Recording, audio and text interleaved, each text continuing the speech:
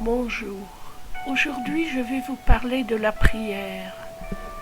Ceux qui me connaissent savent que je crée des prières positives adaptées à chaque situation. Quel est donc le rôle de ces prières? Quelle est leur fonction? Puisque de nombreuses prières sont dites de par le monde à chaque instant. Et il faut le reconnaître, bien peu d'entre elles sont exaucées. Est-ce que Dieu est sourd? Est-ce que Dieu se désintéresse des humains? Est-ce que Dieu est indifférent, impuissant? Rien de tout cela. Dieu est énergie, mais énergie impersonnelle. Dieu nous a créés à son image, c'est-à-dire qu'il nous a créé esprit créateur, tout comme lui. Nous sommes des co-créateurs de cette vie que nous vivons dans la matière, co-créateurs tous ensemble et co-créateurs avec l'énergie divine.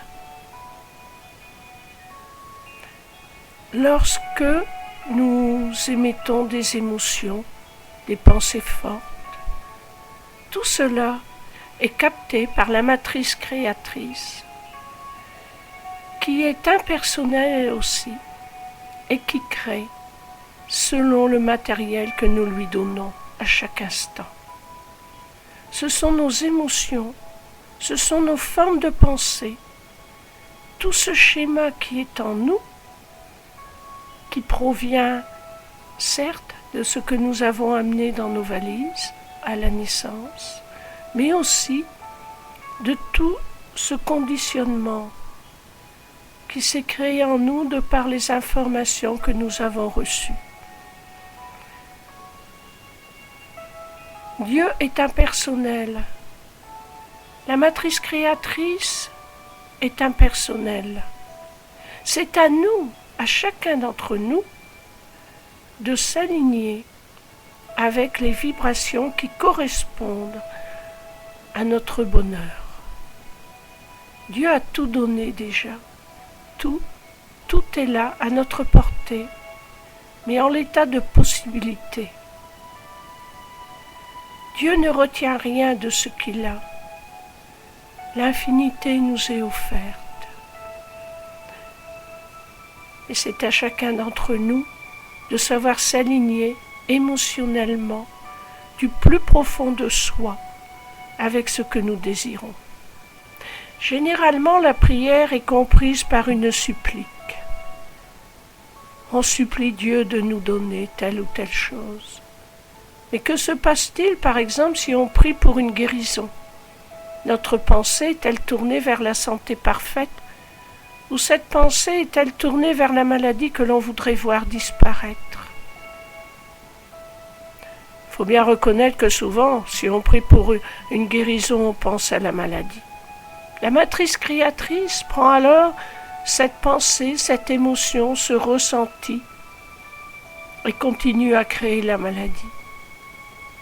Et on se dit, je prie et Dieu ne m'exauce pas. Qu'est-ce que je peux faire?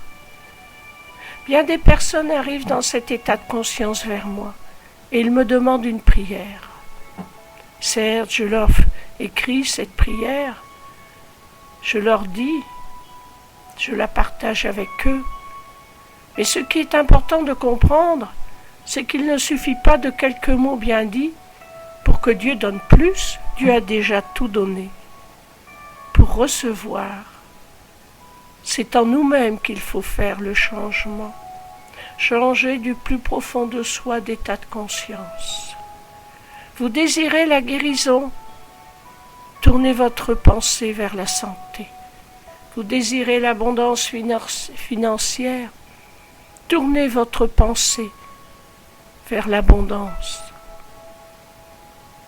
Vous désirez l'amour, qu'il soit filial, matrimonial, que cet amour soit sentimental, amical, fraternel, quelle que soit la forme de cet amour, pour pouvoir le recevoir, ressentez-le du plus profond de vous.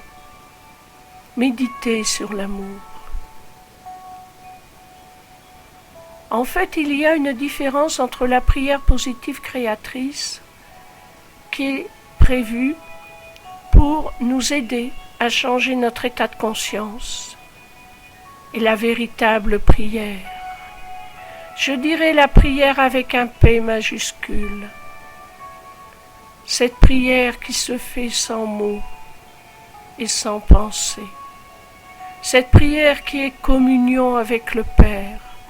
Communion avec cette énergie créatrice partout présente. Il n'y a aucune demande puisque nous savons que tout est là. Il n'y a rien que ce bonheur de communier dans l'unité. Une telle prière est rare et si magnifique lorsqu'elle arrive. Elle imprègne notre cœur, notre esprit, notre mémoire. Et bien souvent nous y repensons. Nous désirons renouveler cette expérience d'unité. Certes, ce n'est pas à chaque fois que nous nous mettons en méditation que cette unité vient consciemment à notre pensée. Et pourtant, à chaque instant, nous sommes en unité avec le Père, en unité avec tout ce qui est.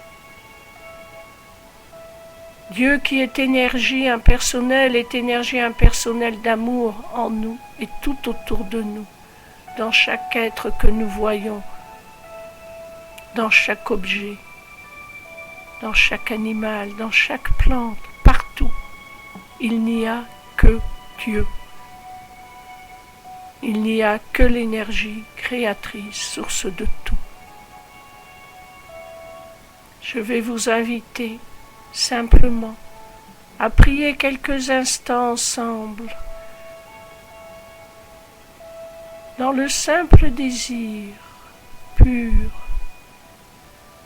de se connecter consciemment aux vibrations divines, ces vibrations divines si pures. Ô Père bien-aimé, que par la grâce de mon être,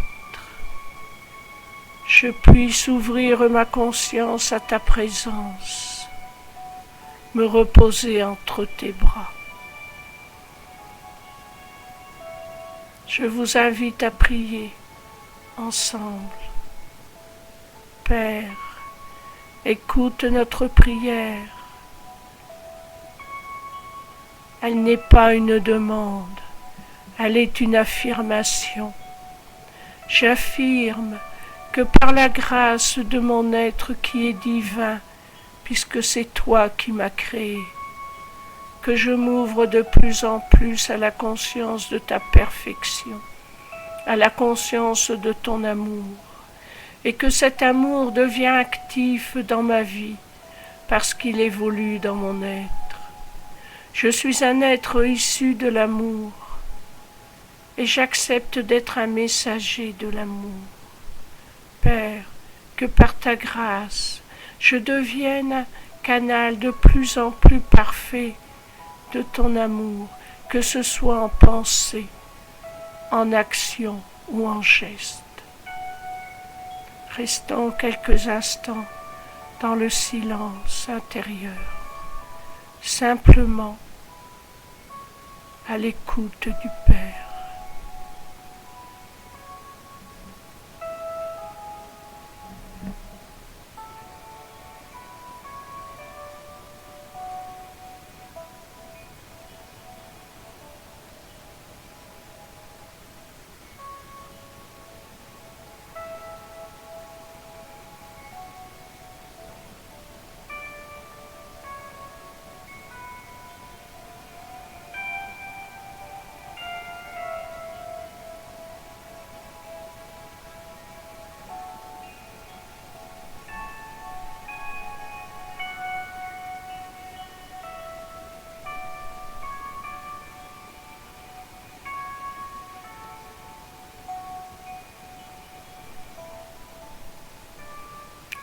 Ô mon enfant bien-aimé, ouvre ta conscience à ma présence. Je suis toujours près de toi et en toi. Je te guide et je te protège si tu l'acceptes. Cette vie qui te semble bien lourde est pourtant un privilège, puisque c'est une grâce que je t'ai donnée. Ton âme choisit ce qu'elle veut vivre. Je me prête à vos jeux par amour pour vous. Parfois ces jeux vous semblent cruels, mais comprenez que votre âme recherche à se découvrir, à découvrir qui elle est, à comprendre l'amour, à comprendre la lumière. Oui, j'ai assez de puissance pour arrêter tout cela, mais à ce moment-là, si je supprime la liberté de mes enfants, je ne serai plus moi. Je suis esprit de vie, esprit de liberté, et je ne peux laisser que la liberté dans l'amour aux créatures que je génère en moi-même.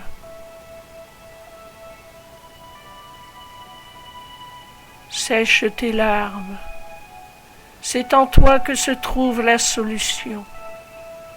Médite chaque jour sur cet amour. À chaque fois que tu te surprends à critiquer, à juger,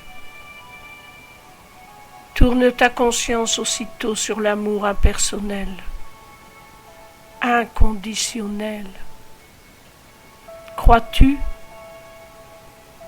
qu'un être issu du divin puisse être imparfait? Ce n'est que cette apparence dans la matière qui est imparfaite à tes yeux. En jugeant, en critiquant, en rejetant, c'est l'amour en toi que tu rejettes.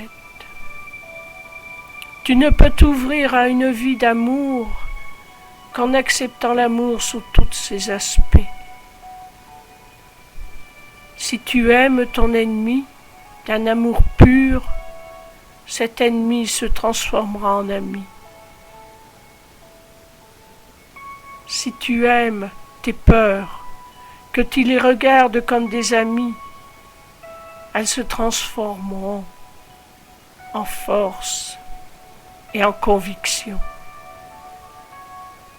Ne lutte contre rien mais aime. Lorsque tu souffres, ouvre-toi encore plus à l'amour. Lorsque tu es heureux, bénis l'amour et ressens-le.